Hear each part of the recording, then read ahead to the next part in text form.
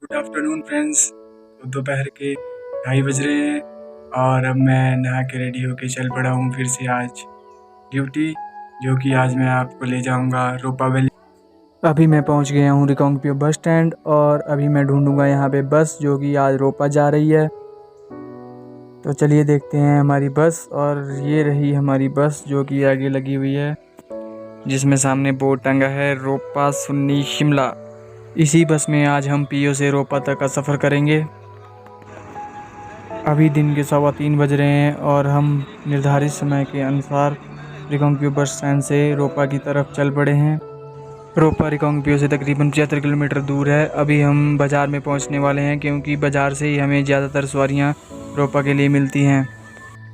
सामने जो दिख रहा है यह रिकांगपिओ का मेन चौक है। यहाँ से एक रास्ता पंगी गाँव के लिए जाता है और दूसरा नीचे पौरी कैंची रामपुर शिमला के लिए, और दूसरी तरफ काजा के लिए जाता है। यहाँ पे ये एक ट्रेन शेल्टर बना हुआ है जहाँ पर सवारियाँ अपने अपने गाँव के लिए बसों का वेट करती हैं। पीओ से निकलकर हम पौरी कैंची या 0 पॉइंट कह लीजिए, यहाँ से एक रास्ता काजा के लिए जाता है और दूसरा शिमला रामपुर के लिए जाता है। क्योंकि आज हमने रोपा जाना है तो हम रामपुर शिमला वाले रास्ते पर न होकर NH5 काजा वाले रास्ते की ओर चल पड़े हैं। उस्ताद जी कब से हॉर्न बजाए जा रहे हैं, लेकिन ये देखो आगे चला हुआ टिप्पर वाला हमें पास नहीं दे रहा है। और ये सामने से हमारी बस आ रही है इधर, इसको पास करके हम फिर इससे पास लेंगे, अभी देखते हैं। और ये लीजिए उस्ताद जी ने इस टिप्पर को कर लिया है पास। अभी एक पैसेंजर ने गाने लगाने को बोला और मैंने कहा कि आप ही लगा दो, तो उसने ऐसे गाने लगा दिए हैं कि फ़िलहाल रोने का मन कर रहा है। और चलिए आप भी सुनिए गाने।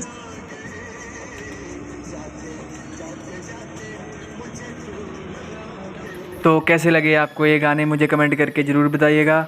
और अक्सर होता यही है कि ड्राइवर और कंडक्टर अगर सेम जनरेशन के हैं तो सेम जनरेशन के ही गाने सुनते हैं, और अगर कोई ऐसे अंकल बोले तो वो खुद अपनी जनरेशन के उस समय के हिसाब से अपने गाने सुनेंगे। अभी हम चलते चलते आगे बढ़ रहे हैं सतलुज नदी के साथ। ये जो रेलिंग लगी है इसके नीचे इसको साथ ही में सतलुज नदी है और ऊपर को पहाड़। तो आगे जो दिख रहा है ये है खारो ब्रिज। तो खारो पुल क्रॉस करके अब हम चलने लगे हैं इसकी बॉर्सपिल्लो की तरफ। ये जो दिख रही है सतलुज नदी, जिसमें बहुत ही कम पानी नज़र आ रहा है, और वो भी हाइड्रो प्रोजेक्ट्स की वजह से बिल्कुल कम नज़र आ रहा है यहाँ पर, क्योंकि इस पर बहुत सारे प्रोजेक्ट्स लगे हुए हैं। अभी हम स्किब्बा पहुँचे ही थे कि अब इतने में हमारी बस ख़राब हो गई है, इससे बहुत सारा डीजल नीचे गिर रहा है। तो अभी हमने साइड में लगा के रोक दिया है। अब देखते हैं क्या बनता है इसके आगे। ये देखिए कुछ ऐसी है अंदर से हमारी बस, लेकिन ख़राबी तो कभी भी कहीं भी आ सकती है, तो इसमें कुछ नहीं कहा जा सकता। मैंने मैनेजमेंट को टाइम से बस ख़राब होने की सूचना दे दी थी, तो उन्होंने मुझे कहा कि आप स्पिल्लो चले जाइए, वहाँ से दूसरी बस का अरेंजमेंट कर दिया जाएगा। तो हम निकल पड़े हैं स्पिल्लो की ओर, और स्पिल्लो से हम दूसरी बस में रोपा वैली जाएंगे। जो आप सामने देख रहे हैं ये है मोरंग ब्रिज, मोरंग जो कि किन्नौर की एक तहसील है। मोरंग जंगी क्रॉस करके अब हम बढ़ रहे हैं स्पिल्लो की ओर, और वो देखो सामने आपको स्पिल्लो गेट और सामने स्पिल्लो थोड़ा सा नज़र आ रहा होगा। स्पिल्लो गेट क्रॉस करने के बाद अब हम पहुंच चुके हैं NH5 पर स्थित एक प्यारे छोटे से कस्बे स्पिल्लो में, जहां पर अब हम थोड़ी देर स्टे करेंगे और बस की सवारियां दूसरी बस में बिठाएंगे। फिर उसके बाद यहां से रोपा वैली के लिए चलेंगे। स्पिल्लो में 10-15 मिनट रुकने के बाद और सवारियां दूसरी बस में बिठाकर अब हम चल पड़े हैं रोपा वैली की ओर, जिसमें बीच में हमें 400 खट से ऊपर मुड़ना होता है। ये जो आगे आप देख रहे हैं ये है 400 खट ब्रिज। यहाँ से मुड़कर अब हम रोपा वैली की ओर जाएंगे, जो कि दूसरा रास्ता है काजा और पू गांव की ओर निकलता है। तो फाइनली इतनी मुश्किलें आने के बाद, बस ख़राब होने के बाद, अब हम चलने लगे हैं रोपा वैली की ओर। और ये देखिए कैसे आपका यहाँ पर स्वागत होता है बीच में कटे हुए पहाड़ों से, और कितना ही सुंदर ये लग रहा है। आपके सामने देखिए 2 पहाड़ों के बीच से काट कर बनाया हुआ है ये रास्ता, जो कि रोपा वैली की ओर जाता है।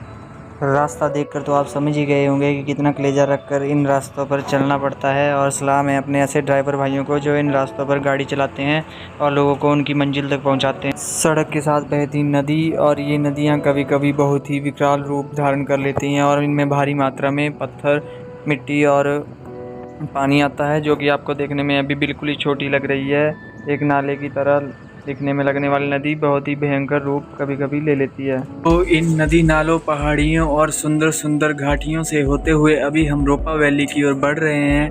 आप सभी मेरे साथ जुड़े रहिए क्योंकि ये ब्लॉग एक नेक्स्ट लेवल का ब्लॉग और बहुत ही सुंदर होने वाला है। तकरीबन 7-8 किलोमीटर चलने के बाद अब हम पहुंच चुके हैं सुन्नम गांव। वो देखिए, आप देख ही पा रहे होंगे सामने कितना ही प्यारा सुंदर सा घाटियों के पीछे बसा एक गांव नज़र आ रहा है। यह गांव 2 हिस्सों में बटा हुआ है, अपर सुन्नम और लोअर सुन्नम, जिसमें बहुत सारे घर बने हुए हैं और यहाँ की आबादी भी काफ़ी ज़्यादा है।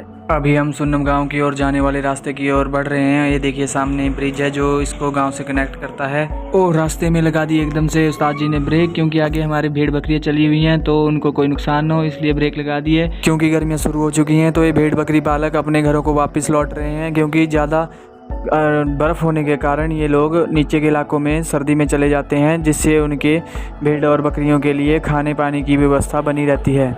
पुल क्रॉस करके अब हम चल पड़े हैं रोपा गांव के बीचों बीच बनी सड़क के रास्ते होते हुए अपने अगले स्टॉपेज ग्याबुंग की तरफ। और ये देखिए बीच में आपको दिखाई दे रहा होगा सुन्नम का बाज़ार। यहाँ से लोग अपनी ज़रूरत के हिसाब से खाने पीने की चीज़ें ले जाते हैं। सुन्नम से आगे बढ़ते हुए आप देख रहे हैं रुस्कलंग गांव, जो कि नदी के किनारे किनारे बसा हुआ है। और नीचे आप देख ही पा रहे होंगे सेब के बहुत बड़े बड़े बगीचे आपको दिखाई दे रहे हैं। तो अभी हम चल रहे हैं रोपा की तरफ। तब तक के लिए आप इंजॉय करिए रास्ते का व्यू।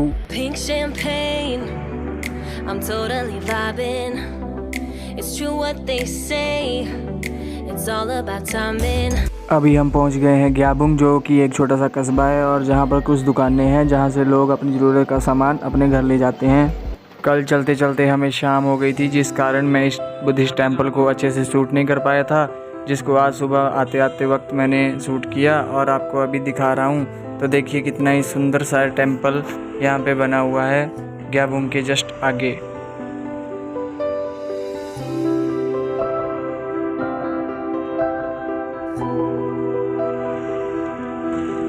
वो सामने देखो आपको घर जैसे नज़र आ रहे होंगे, बस वही है आज की हमारी मंजिल रोपा। अभी हम गांव के बिल्कुल सामने हैं और कुछ ही दूरी पर चलकर अभी गांव आने वाला है। सामने आपको एक प्राइवेट बस दिखाई दे रही होगी, यह न्यू प्रेम बस है जो कि एक दिन छोड़कर रोपा गांव के लिए आती है। तो ये रही हमारी बस। अब हम इसे नाले में मोड़कर इधर ही पार्क करेंगे दूसरी बस के साथ में, लेकिन थोड़ा दिक्कत होती है क्योंकि यहाँ पर स्पेस की थोड़ी कमी है। उसके बाद मैं आपको दिखाऊंगा यहाँ पर रोपा गांव का दृश्य कि कैसा रोपा नज़र आता है। तो जैसा आप सोच रहे हैं इतना भी बड़ा गांव नहीं है, लेकिन कुछ घर यहाँ पर ऊपर हाइट में बने हुए हैं। वो कहते हैं ना कि सफ़र खूबसूरत होता है मंजिल से, तो आप सफ़र का मज़ा लीजिए क्योंकि मंजिल तो कुछ ऐसी देखने को मिलेगी आपको। बाकी इन गांव से जुड़ी तथ्य कहानियाँ आपको बाद में डिटेल वीडियो में बताऊंगा। अभी तो आप इस सफ़र का केवल और केवल मज़ा लीजिए। गुड मॉर्निंग फ्रेंड्स, सुबह के 6 बज रहे हैं और अब हम चल पड़े हैं वापस रिकांगपिओ की तरफ। रात को अंधेरा होने की वजह से मैं कुछ ज़्यादा शूट नहीं कर पाया था। देखो दोस्तों, कुछ ऐसी होती है पहाड़ों की सुबह।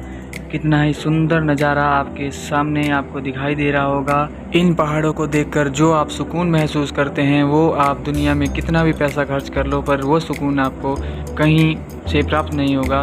पहाड़ों की इस खूबसूरती को निहारते हुए मैं भी अपना ये ब्लॉग यहीं पे एंड करता हूँ। अभी मैं रिकांगपिओ जा रहा हूँ, बाकी आपसे मिलूँगा अगले ब्लॉग में। अगर आपको मेरी वीडियो पसंद आई हो तो इसे लाइक करिए, चैनल को सब्सक्राइब ज़रूर करिए क्योंकि यहाँ पर आपको इतनी बेहतरीन वीडियो बाद में देखने को मिलेंगी। धन्यवाद।